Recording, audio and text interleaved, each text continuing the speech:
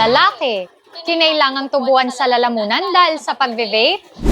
Panoorin nga natin to. Ilang buwan nang nakaratay sa ospital ang binatang ito para makahinga. Nilagyan na siya ng tubo sa lalamunan dahil ang kanyang baga nabalot na ng maitim na plema. Ang salarin, hindi sigarilyo, kundi vape.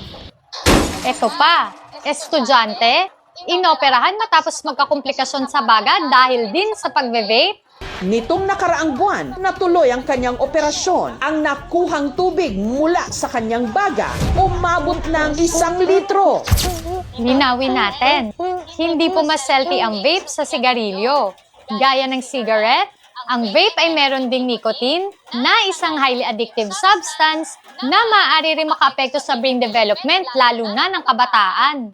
Naglalaman din ito ng mga mapanganib na chemicals tulad ng diacetyl, formaldehyde, acrolein, at iba pang heavy metals na maaari rin makaapekto sa kalusugan. Dahil dito, maaari ito magdulot ng mga seryosong sakit tulad ng E-valley o matinding pinsala sa baga kung saan pwede makaranas ng pag-ubo, paninikip ng dibdib, at hirap sa paghinga.